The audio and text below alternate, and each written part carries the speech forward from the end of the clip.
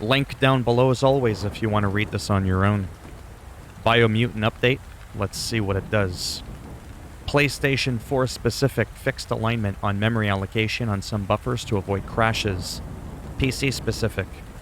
Fixed a crash with AMD-based CPUs with built-in graphics, as well as crashing when the device info contains invalid display data on AMD-based CPUs.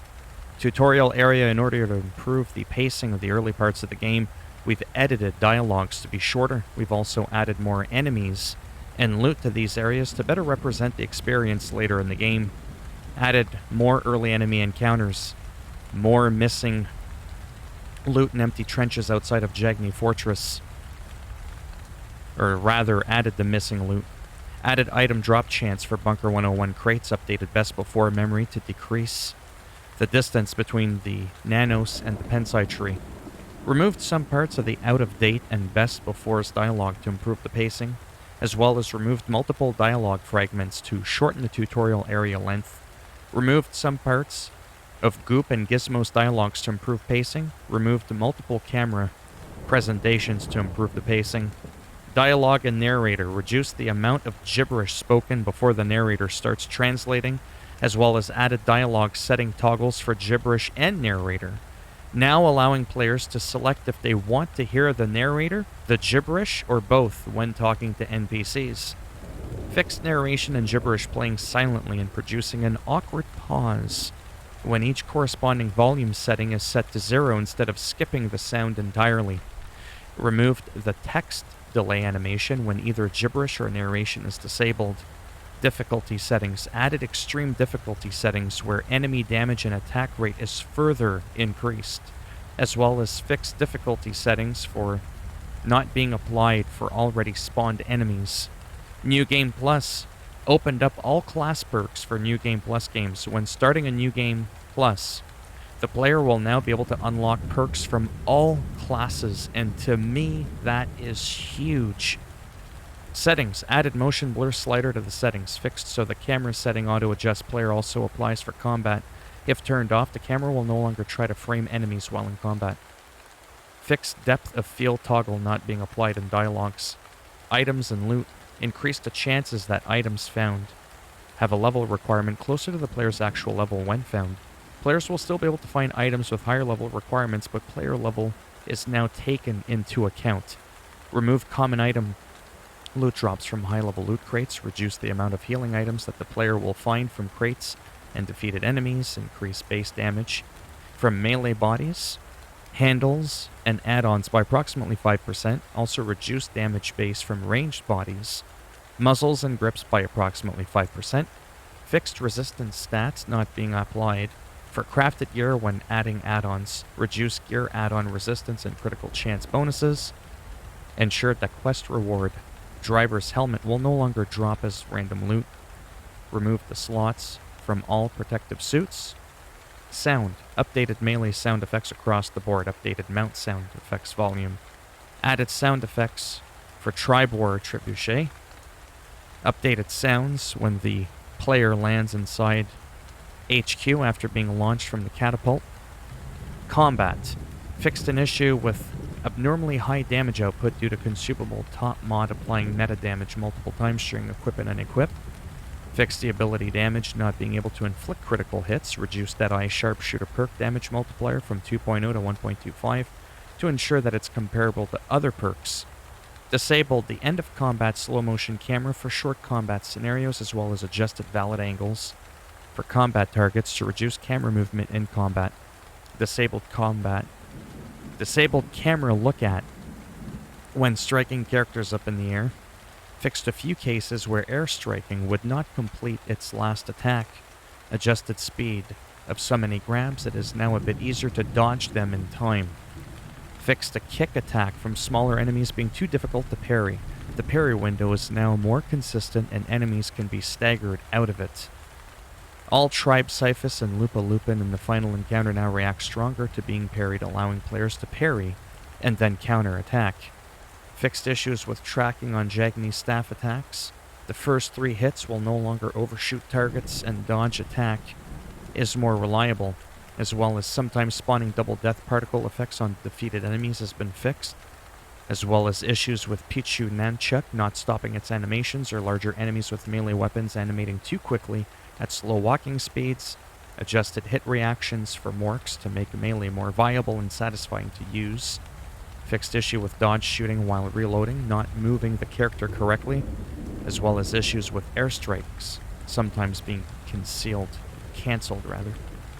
Adjusted the range for melee attacks to improve enemy tracking and reduce misses, as well as an issue where melee gap closer would sometimes overshoot. Fixed backwards attack for crush weapons, resulting in a miss most of the time. Adjusted animations for unarmed and glove attacks to be faster. Fixed an issue where the player would sometimes become stuck underneath larger enemies after being knocked to the ground. Added the ability to slide underneath legs of titans. Fixed an issue where the player would sometimes get stuck inside an enemy after a vault or a leg slide move. Fixed an issue where the player would sometimes get stuck inside an enemy after an airstrike. Adjusted sound and numble effect for successful parry to improve feedback, as well as an issue where airstrike would cause enemies to be launched very far, although that is very fun. Improved aiming for the jumbo puff when throwing rocks. Quests and achievements fixed the game progress not being able to reach 100% due to unavailable quest state within a single playthrough, or back to the roots quest sometimes not being completed. Adjusted tribe war flow to be more robust. Fixed the old world gadgets trophy correctly unlocking after finding old world gadgets. Crash fixes. Fixed a crash when moving objects between areas using telekinesis. User interface.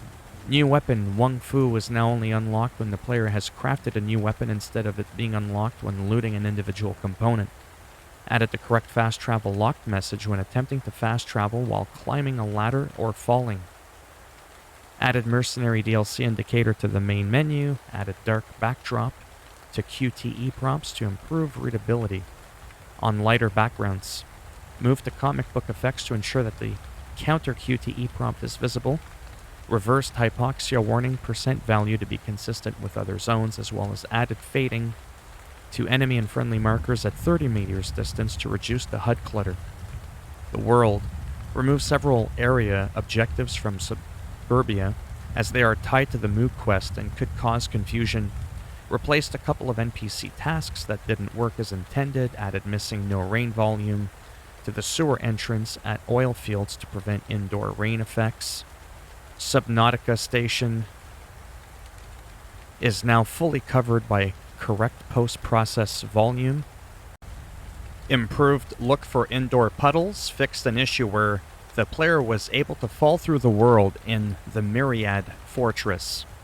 Fixed an issue where the player was able to fall through the Ankati outpost, as well as an issue where big oil planes were possible to walk on. Fixed oil field monsters presentation camera being triggered underground, as well as an area objective for Gutway 6G counting incorrect amount of superb loot. Miscellaneous. Disabled fast travel when jumping from the water. Fixed an issue where the unspeakable hand Wung Fu could cause NPCs to fall through water surfaces instead of drowning, as well as an issue with the rocket NPC being stuck in the air after an explosion, or an issue with rocket NPC explosion particle effects popping when being removed, as well as adjusted freefall duration needed for mounts to trigger hard landing. Fixed an attribute check label in puzzles incorrectly being displayed as loot chance instead of intellect. Fixed infinite jump while using photo mode, as well as fireflies not spamming narration when caught, or child memories being auto-completed when opening photo mode, or some doors opening after using photo mode. Fixed smoke from burning villages sometimes being rendered as stripes on AMD GPUs. Adjusted default camera pitch up a bit so it's not positioned directly behind the player. Fixed resistance being reset after modifying the appearance. And if you haven't picked up the game yet, go read the review, they say. And that is it for these patch notes. They were quite long, and I felt it was important to narrate through them for the people that don't like to read and that are crazy enough to prefer listening to the sound of my voice. So there you have it. This one's for you. As always, if you liked the video, go ahead, give it a thumbs up. It greatly helps support the channel with the algorithm. If you didn't like the video, that's okay. Go ahead, give it a thumbs down, and I'll just kick it right off your hand. And if you want to subscribe to the channel, naturally that would be great, but if not, thanks for stopping by anyways. Take care. Maybe I'll see you in the next video and let me know down below what you think of these changes. Is this a ample amount of stuff brought in the game's first update, I believe, since launch? I'm very pleased with the amount of stuff that's come out. Alright, until next time, bye for now.